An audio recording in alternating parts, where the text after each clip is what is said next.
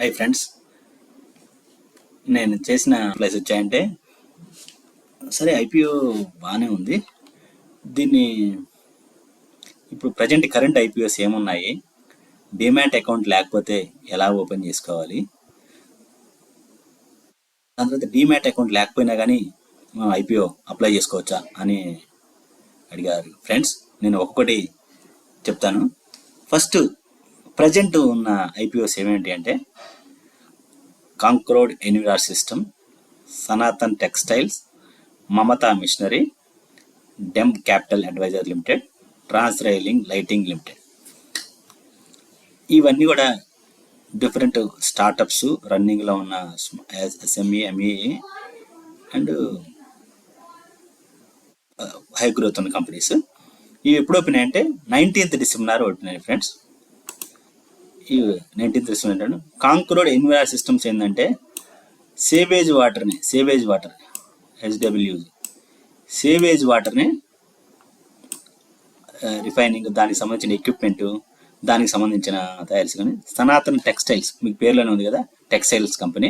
Mamata machinery ఏంటంటే plastic bags, లేకపోతే snacks, కవర్లు, అలాంటి మ్యానుఫ్యాక్చరింగ్ మిషనరీ తయారు చేసే కంపెనీ.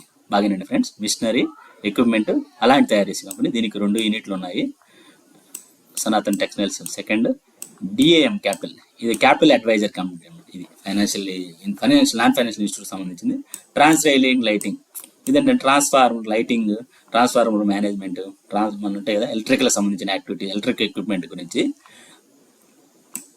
ఇదంతా ఒక పార్ట్ ఫ్రెండ్స్. కంపెనీ గురించి దిగడం అనేది ఒక పార్ట్.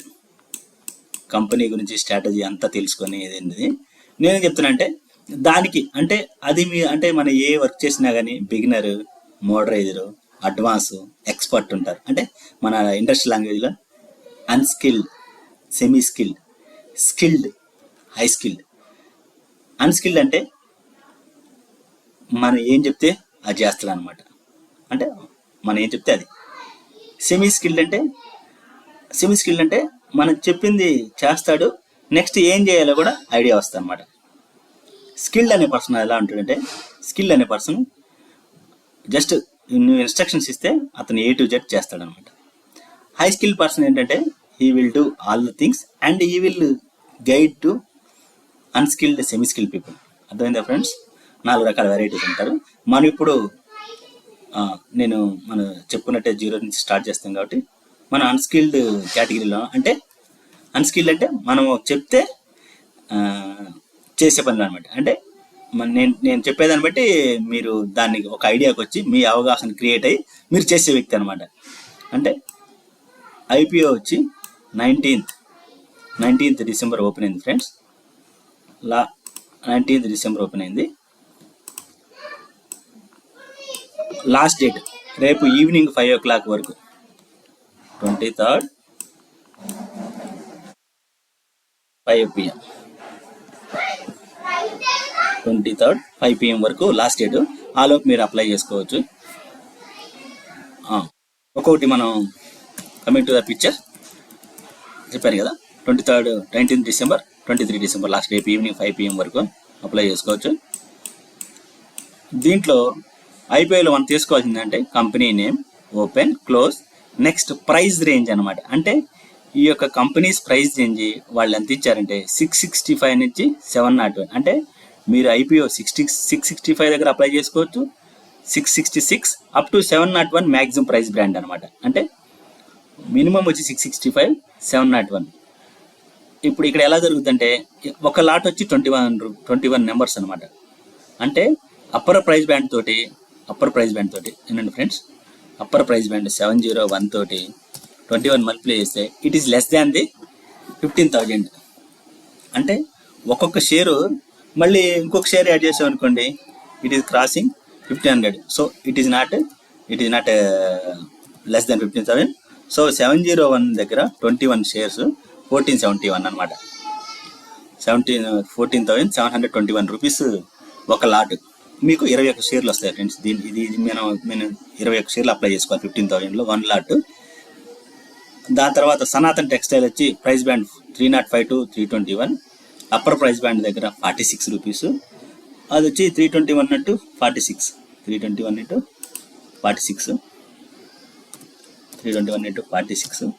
ఇది వచ్చి మీకు 14,766 పడుతుంది ఒక లాట్.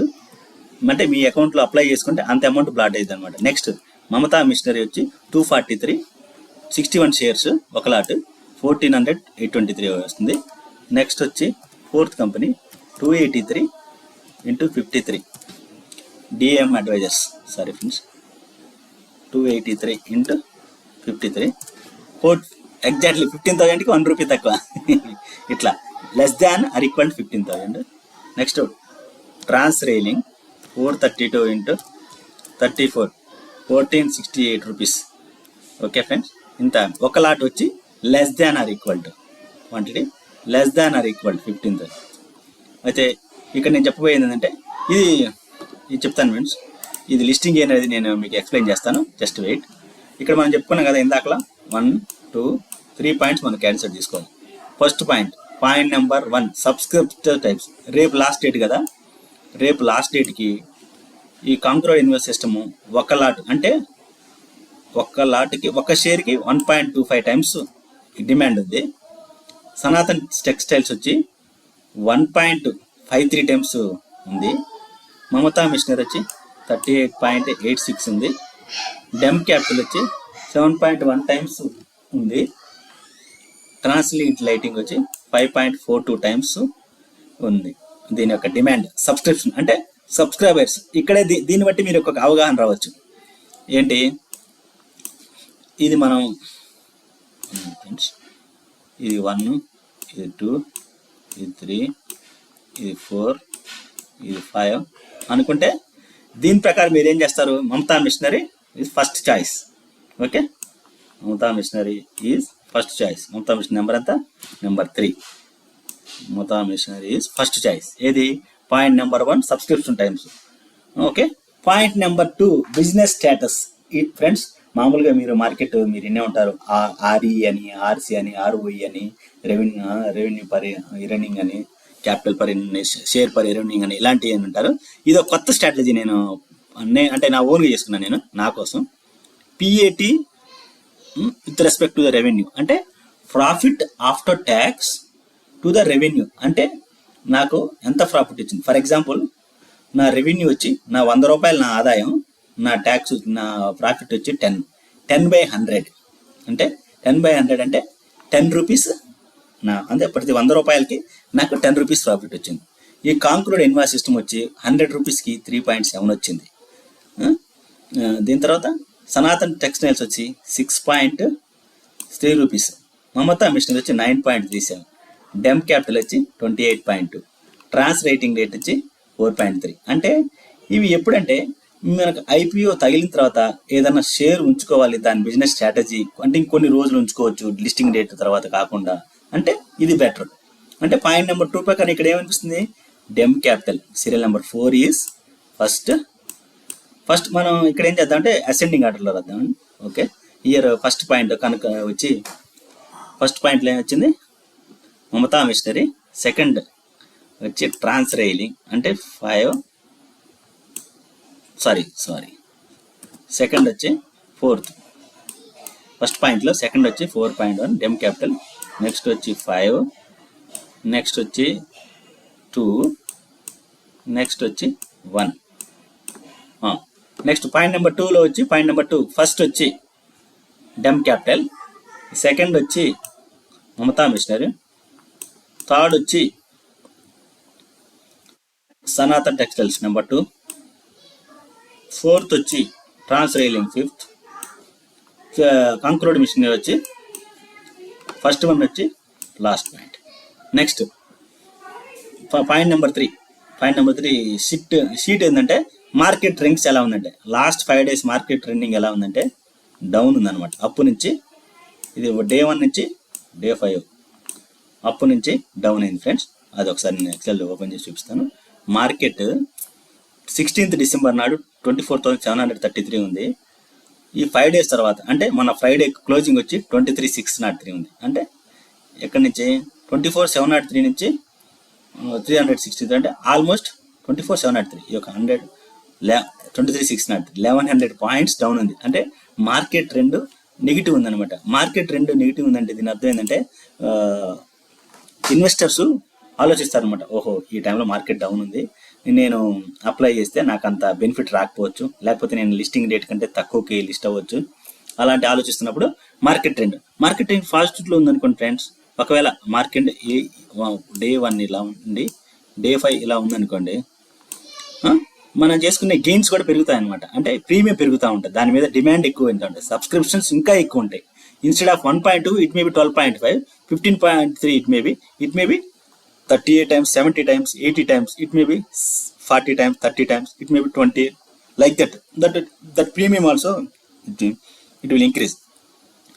సో ఇది వచ్చేసరికి ట్రెండ్ ప్రకారం మనకి దీని ద్వారా ఏం తెలుస్తుందంటే, మనం అప్లై చేసుకునే దాంట్లో మనకు వచ్చే ప్రీమియం తగ్గే ఛాన్సెస్ ఉంది. తక్కువ ప్రీమియంగా అంటే ఇక్కడ నేను ఒక క్యాలిక్యులేషన్ చేశాను ఫ్రెండ్స్, లిస్టింగ్ గెయిన్స్ అని. అంటే లిస్టింగ్ నాడు ఎంతవరకు ఈ సబ్స్క్రిప్షన్ బట్టి ఎంతవరకు ప్రాఫిట్ అవ్వచ్చు. ఈ మన ఇన్వెస్ట్మెంట్ వచ్చి 15,000, 15,000లో 1470 వస్తుంది ఫ్రెండ్స్. అంటే ఆల్మోస్ట్ 10%. ఇది సమ్ 12%. ఇది చూసారా ఫ్రెండ్స్, ఇట్ ఈస్ 100%. మన 15,000 plus 15,000 profit, it is 7 it is around 50%. It is around 45% friends. ఓకేనా. లిస్టింగ్ గెయిన్స్ కూడా చూసుకుంటే ఈ మమతా మిషనరీ అనే limited having the opportunity giving more gains. So నేను దీని ద్వారా ఏం చేద్దాం అనుకున్నా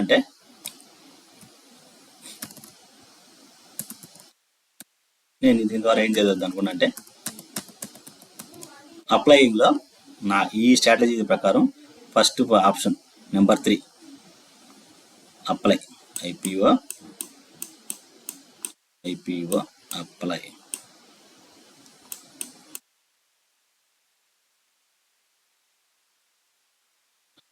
వచ్చి ఫస్ట్ నా వచ్చి స్ట్రాటజీ మమతా మిషనరీ.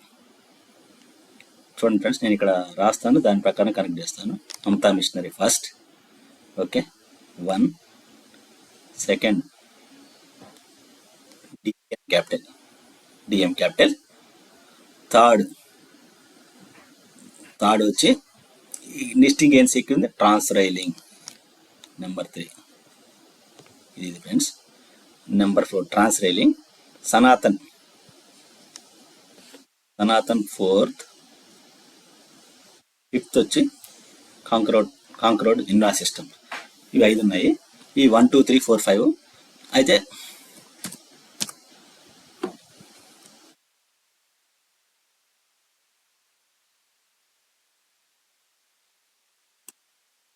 లిస్టింగ్ ప్రకారం మళ్ళీ ఒకసారి చెప్తా ఫ్రెండ్స్. నేను దీనికి ఫస్ట్, సెకండ్, థర్డ్, 4 అంటే ఇది ఒక స్ట్రాటజీ మాత్రమే. అంటే ఎక్కువ ప్రాఫిట్ లిస్టింగ్ నాడు ఎక్కువ ప్రాఫిట్ వచ్చే అవకాశం ఉంది కాబట్టి నేను ఇలా చెప్పాను. అలా కాకుండా మీరు బిజినెస్ పాయింట్ తీసుకోండి. డమ్ క్యాపిటల్ హైయెస్ట్ రెవెన్యూ జనరేటింగ్, ఓకేనా. లాంగ్ టర్మ్కి మేబీ ఉంచుకున్న తర్వాత, అంటే కొన్న తర్వాత అమ్మకుండా దీనికి ఎక్కువ ఛాన్స్ ఉంది. దాని తర్వాత నెక్స్ట్ వచ్చి సనాతన టెక్స్టైల్స్కి 2 సెకండ్ ఛాన్స్ ఉండొచ్చు. దాని తర్వాత సనాతన టెక్స్టైల్స్ 3, మమతా సెకండ్. దీని వచ్చి ట్రాన్స్రైలింగ్ 4. బిజినెస్ ప్రకారం చూసుకుంటే ఇలా ఉండొచ్చు ర్యాంకింగ్, ఓకేనా. ఇది ఒక స్ట్రాటజీ మాత్రమే. ఇందులో ఎవ్వరు ఇది తీసుకోండి అది తీసుకోండి అని చెప్పట్లేదు. నేను అప్లై చేసింది ఇలా అంట. నేనే అప్లై చేశానంటే ఐ హ్యావ్ 2 అకౌంట్స్. 2 అకౌంట్స్ నా పేరు మీద ఫ్రెండ్స్, నా పేరు మీద లేవు. నాది ఒకటి, మా స్పౌస్ది ఒకటి. 2 నా పేరు, 2 అకౌంట్లు ఉన్నాయని రెండిట్లో అప్లై చేస్తే 2 రిజెక్ట్ అయ్యే ఛాన్స్ ఉంది, డూప్లికేట్ అని చెప్పి. మన పాన్ మీద లింక్ అయ్యి, మన అకౌంట్ ఇప్పుడు పాన్ మీద లింక్ అయి ఉంటుంది. సో నేను ఇది అప్లై చేశాను, మమతా మిషనరీ అప్లై చేశాను ఫస్ట్. సెకండ్ డమ్ క్యాపిటల్ అప్లై చేశాను ఫ్రెండ్స్ నా దాంట్లో, అంటే ఐ మీన్ మా వైఫ్ దాంట్లో, స్పౌస్ దాంట్లో. నా దాంట్లో వచ్చి నేను మమతా మిషనరీ ఒకటి అప్లై చేశాను. అంటే నేను ఇది 2, ఇది ఒక 30K, నా దాంట్లో వచ్చి ఒక 15K అప్లై చేశాను ఫ్రెండ్స్. నేను ఒక ఒకలా ఏదన్నా లాట్ తగిలిందంటే ఓకే, తగలపోతే నా 45K నా దగ్గర ఉంటాయి, నా 45K నా దగ్గర ఉంటాయి. ఏదైనా తగిలింది అనుకోండి ఫ్రెండ్స్, నేను లిస్టింగ్ నాడు అమ్మేస్తాను. మీరు ఇంకోటి కూడా అనొచ్చు, ఓకే ఇదంతా ప్లాన్ ఏ, ప్లాన్ పి అని రాస్తాను. ప్లాన్ ఏ ఏంటి, మనం కొన్నది మనం ఇది మనం ఇంత మనం కొన్న రేటుకి 243కి మనకు అలాట్ అయితే మనకి ఇంత గెయిన్ వస్తే ఓకే. మరి నేను 243 కొని నాకు 200కి లిస్టింగ్ అయితే దేర్ ఈజ్ ఏ ఛాన్స్. అంటే మనం 243 కొంటే 200కి లిస్ట్ అవుతుంది. అంటే ఇక్కడ మనం ఒక షేర్కి 43 రూపీస్ మైనస్ అనమాట, మనం లాస్ అవుతాం. There is a chance of loss. కానీ నేను చెప్పేది ఏంటంటే ఈ స్ట్రాటజీ ప్రకారం, ఈ సబ్స్క్రిప్షన్ ప్రకారం, ఈ రెవెన్యూ ప్రకారం ప్రాబబిలిటీ వెరీ లెస్ అనమాట. అంటే 99% జీరో లాస్. 1% ఎప్పుడంటే సడన్గా లిస్టింగ్ డే నాడు ఒక 2000 పాయింట్స్, అంటే పాండమాటిక్ సిచ్యువేషన్ 2000 పాయింట్స్ అలాంటిది ఏమన్నా మార్కెట్ డౌన్ అయితే తప్పించి ఈ స్ట్రాటజీ ఇది జరగదు ఫ్రెండ్స్. సో నేను ఇప్పుడు ఏం చెప్పదలుచుకున్నానంటే,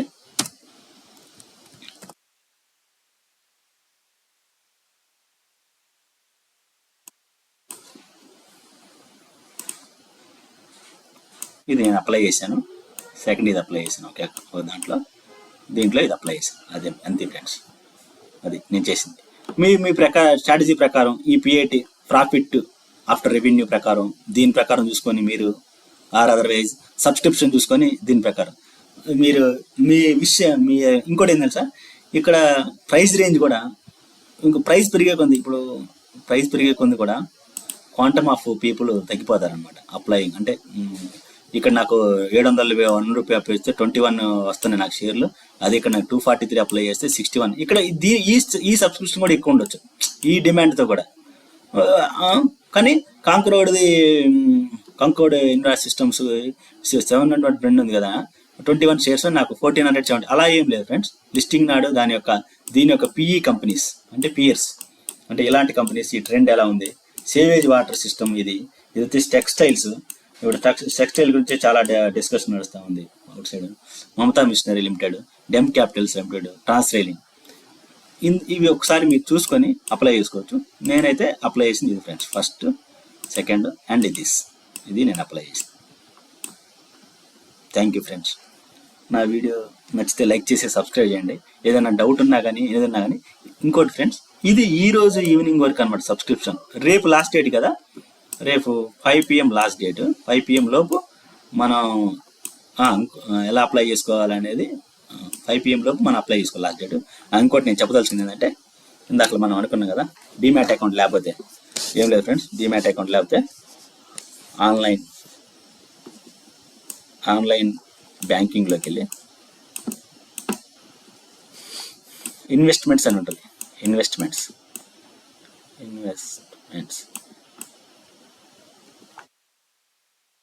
దాంట్లోకి వెళ్ళి IPO ఇన్బ్యాక్లో ASBA అని ఉంటుంది. అది క్లిక్ చేసి మీ ఇష్టం వచ్చిన అప్లై, మీరు స్ట్రాటజీ ప్రకారం ఇంకా నెట్లో చదివి గూగుల్లో చదివి కావాలంటే దీని ద్వారా అప్లై చేసుకోవచ్చు. అది వితౌట్ డిమాట్ అకౌంట్.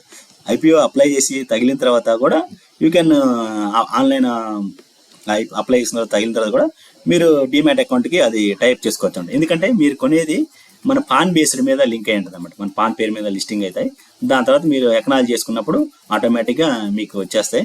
బెటర్ దాని గురించి అకౌంట్ లేకుండా ఎందుకు అనుకుంటే మీరు అకౌంట్ ఓపెన్ చేసి కూడా యూ కెన్ స్టార్ట్ ఇది చాలా సింపుల్. మీకు ఇది మన బ్యాంకింగ్లోకి వెళ్ళి ఆన్లైన్ బ్యాంకింగ్లోకి వెళ్ళి అప్లై చేసి అంటే డిమాట్ అకౌంట్ ఉన్న వాళ్ళకి అలాట్ అయితే ఇవి డైరెక్ట్గా వాళ్ళ డిమాట్ అకౌంట్లోకి ట్రాన్స్ఫర్ అవుతాయి షేర్స్.